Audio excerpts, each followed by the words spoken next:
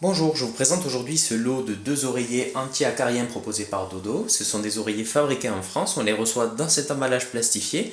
Les oreillers mesurent chacun 50 cm par 70 cm.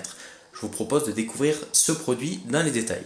Le carton qui est fourni avec les oreillers va donner des indications sur les matériaux qui entrent dans la composition de ces oreillers.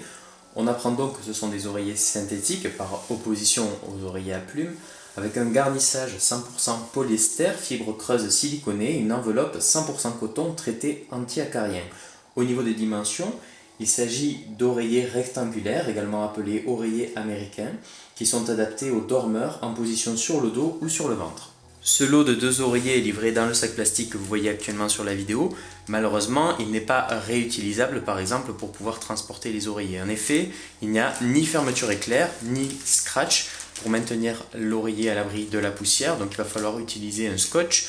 Et si on veut le transporter, eh bien, la seule poignée de transport se situe au centre et elle est un petit peu fragile. J'en parlais au début de la vidéo, cet oreiller mesure en longueur 70 cm, en hauteur 50 cm. En épaisseur, il fait environ 20 cm et il est relativement moelleux.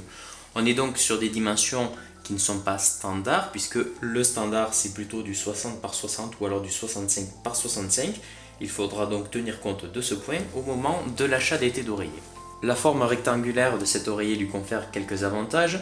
Dans le lit, il prend moins de place qu'un oreiller de forme carrée et par conséquent, on n'a pas tendance à le replier ni à descendre dans son lit et on conserve ainsi une position confortable pour dormir. Au niveau du confort, cet oreiller est très agréable à utiliser, il est relativement moelleux, la mousse est uniformément répartie avec une bonne densité, ce qui permet de réduire sensiblement les tensions au niveau des cervicales et de la colonne vertébrale.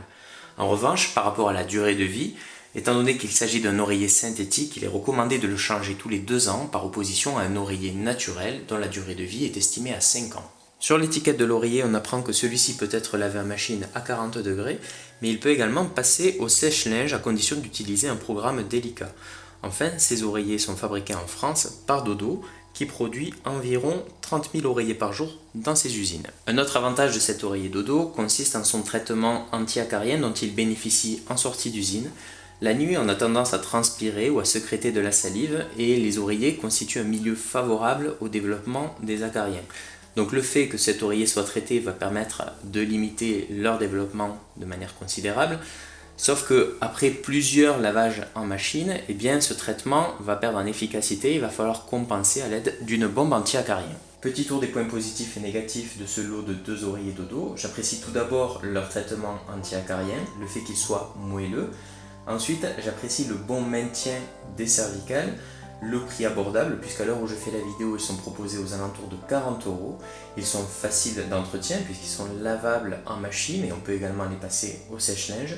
Enfin, ce sont des oreillers légers, comptez 600 grammes environ par oreiller, et c'est un produit fabriqué en France. Au niveau des points négatifs, je regrette que Dodo n'ait pas prévu une housse réutilisable avec une fermeture éclair ou bien un système de scratch pour maintenir les oreillers à l'abri de la poussière.